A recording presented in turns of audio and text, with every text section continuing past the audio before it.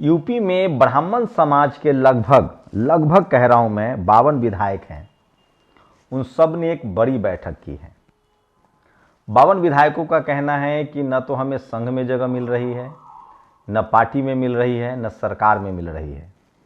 इससे पहले ठाकुर समाज के विधायकों ने बैठक की थी, लेकिन सवाल है कि एससी, एसटी, ओबीसी, दलित पिछड़े विधायक कहाँ हैं? उनकी मीटिंग कब होगी?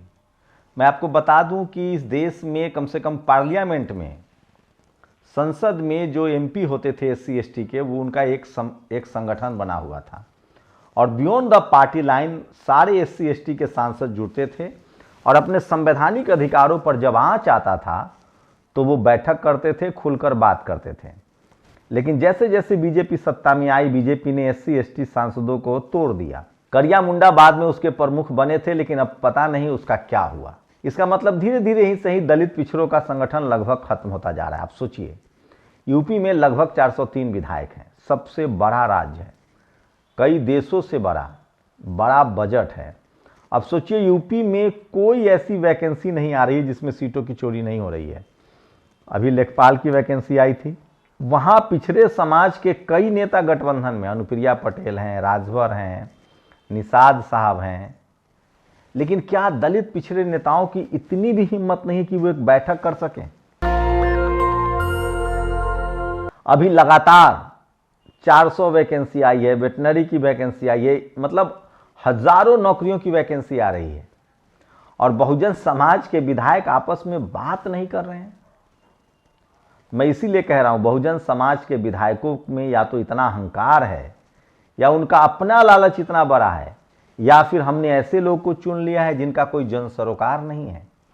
आप सोचिए, बाबा साहेब ने अगर ये त्याग नहीं किया होता, ये संघर्ष न किया होता, तो एससी एसटी के लोग सांसद नहीं बनते। लेकिन आज भी एससी एसटी समाज के लोगों में इतनी संवेदना है, आप जिस भी विभाग में जाएंगे, जो अजॉक्स है, जो आईएएस संतोष वर्मा और मीनाक्षी सिंह से लेकर जो मनुवादी भड़के हुए हैं और ये मनुवादी जो खौफ खा रहे हैं, वो एससी एसटी का संगठन है। सवाल है कि ओबीसी का संगठन कहाँ है? ओबीसी का अब धीरे धीरे रेलवे में संगठन बन रहा है, देश भर में संगठन बन रहा है। लेकिन सवाल है कि जब ब्राह्मण समाज के विधायक बैठक कर सकते हैं, खुद बीजेपी के विधायक, बीजेपी के मंत्री के मुख्यमंत्री सरकार के खिलाफ बैठक कर सकते हैं, अपनी मांग रख सकते हैं, जबकि उनको इकोनॉमिक वीकर सेक्शन का रिजर्वेशन मिल गया है, उनकी सीटें चोरी नहीं हो रही है। ठाकुर समाज के विधायक बैठक कर सकते हैं, उनकी भी सीटें चोरी नहीं हो रही है। तो ये बहुजन समाज के विधायकों को क्या हो गया है? मैं बहुजन नेताओं की आलोचना से परहेज करता हूं। मुझे ये तो पता है कि बहुजन समाज के लोग कैसे राजनीति में जाते हैं, लेकिन सवाल है कि जब तक आप एक नहीं रहेंगे, तब तक आपकी अगली पीढ़ी कम से कम खत्म हो जाएगी। अभी जो देश भर में बहुजन दल हैं या बहुजन समाज के नेता हैं, वो बहुजन नेताओं के त्याग की वजह से, चाहे वो जगदेव बाबू का त्याग हो, इसलिए कुशवाहा समाज के लोग राजनीति में हैं, ओबीसी समाज के लोग राजनीति में हैं, बहुजन समाज के लोग राजनीति में हैं, चाहे रामस्वरूप वर्मा हो, चाहे सोनेलाल पटेल हों, चाहे भारत रत्न जननायक कर्पूरी ठाकुर हों, चाहे बाबा साहेब अम्बेडकर का संविधान हो, हमारे महापुरुषों का त्याग है, बुद्ध हों, कबीर हों, संत शिरोमणि रविदास महाराज हों, इन सब का त्याग है, संत गाडगे का त्याग है। तो तमाम बहुजन महापुरुषों की वजह से आपको कम से कम इस देश में सोचिए कि सिर्फ राजनीति में ही रिप्रेजेंटेशन मिल रहा है। एससी एसटी आज भी रिजर्व सीटों पर ही चुनाव लड़ रहे हैं। ओबीसी, जैसे जैसे बीजेपी का प्रभाव बढ़ता है, ओबीसी की संख्या घटती है। लेकिन सवाल है कि ये जब ठाकुर समाज के विधायक बैठक कर सकते हैं, ये दलित पिछड़े कब एकजुट होंगे? जब सब कुछ छिन जाएगा। और मैं फिर कह रहा हूं, देखिए, जो लोग इस देश के 40 करोड़ लोग जो नालों पर जिंदगी जी रहे हैं, जो भीख मांग के खा रहे हैं, जिनके पास न घर है न रोजगार है, उनकी जिंदगी पर बहुत फर्क नहीं पड़ेगा। वो सालों से जीते आ रहे हैं, आगे जीते रहेंगे, बड़ बीमारी से मरते रहेंगे। जो 80 करोड़ दलित पिछड़ा बहुजन समाज के लोग लाचार और बेबस हैं, उनके जीवन पर भी बहुत फर्क नहीं पड़ेगा। वो तो अपनी किस्मत को ही मान चुके हैं कि हम गरीबी में जिएंगे। ये जो 15 करोड़ दलित पिछड़ा किसान आदिवासी अल्पसंख्यक इस देश में जो आईएएस बन रहा है, जो नेता बन रहा है, जो बिजनेस में जा रहा है, जिसके बच्चे नौकरी कर रहे हैं, इन्हीं को ठिकाने लगाया जा रहा है, इन्हीं के बच्चों से नौकरियां छीनी जा रही है। और आप कुर्मी, यादव, कुशवाहा, चंद्रवंशी या किसी भी राजभर, निषाद किसी भी जाति में बंट रहे हैं, चाहे आप लोध हो, कोई भी हो, आप धीरे धीरे अगर ओबीसी की जातियां या किसान समाज के हो, देखिए जाट समाज के साथ क्या हुआ, पंजाब के जाटों के साथ और हरियाणा के जाटों के साथ सरकार ने क्या किया। पटेल लगातार आरक्षण मांग रहे थे, उनके साथ क्या हुआ, मराठाओं के साथ क्या हुआ।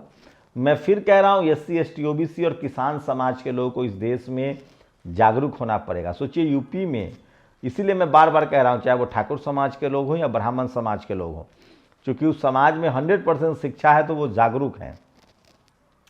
इसलिए दलित पिछड़े समाज के उन लोगों की जिम्मेदारी है जो कम से कम पढ़ लिख गए हैं। इसीलिए मैं इस जिम्मेदारी को पूरा कर रहा हूँ। मैं आरक्षण की वजह से पढ़ा, मैं बाबा साहब के संविधान की वजह से मेरे तन पर कपड़ा है, मेरे विचार हैं, इसलिए मैं अपने संवैधानिक अधिकारों को बचा रहा हूँ।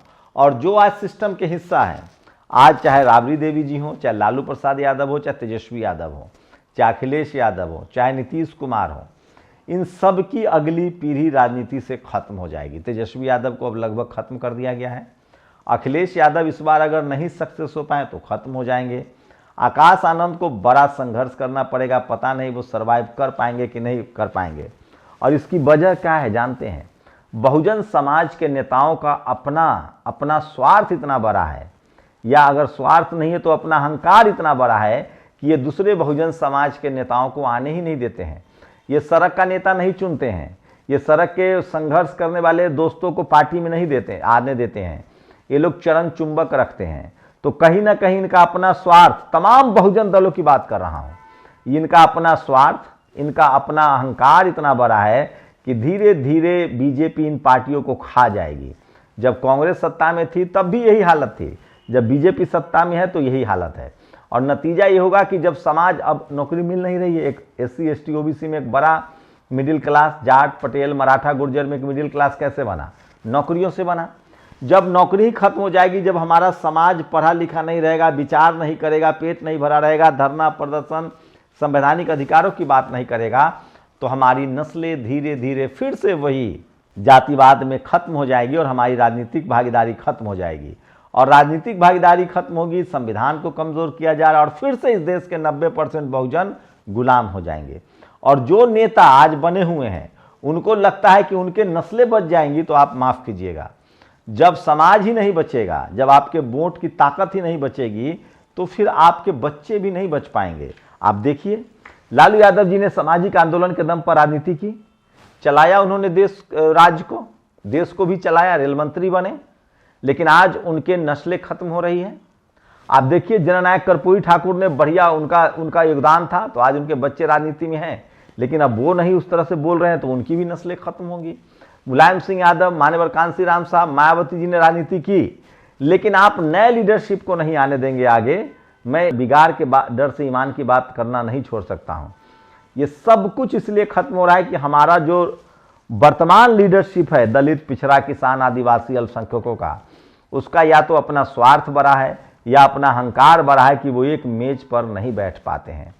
मुझे लगता है बहुजन समाज के नेताओं को पार्टी से ऊपर उठकर सामाजिक आंदोलन में शामिल होना चाहिए, सामाजिक चेतना से लैस होना चाहिए। और इसके लिए बहुजन समाज की भी जिम्मेदारी है कि आप सड़क का नेता चुनिए, युवाओं को चुनिए, जो सबसे ज्यादा संघर्ष करता हो उसको संसद भेजिए, विधानसभा भेजिए, तभी आपके संवैधानिक अधिकार बचेंगे। सोचिए, ब्राह्मण समाज की जागरूकता, यूपी में जब गाड़ी पलटी थी और एक आरोपी ब्राह्मण का इनकाउंटर हुआ था बिना ट्रायल के, तब भी ब्राह्मण समाज एकजुट हुआ था। आज फिर से ब्राह्मण समाज एकजुट हुआ है क्योंकि एक ओबीसी को मुख्यमंत्री अध्यक्ष बना दिया गया है। ठाकुर समाज के भी विधायक एकजुट हुए थे योगी आदित्यनाथ के पक्ष में सॉलिडारिटी दिखाने के लिए। लेकिन सोचिए, यूपी में लगातार नौकरियां जा रही है, केंद्र में लगातार नौकरियां जा रही है।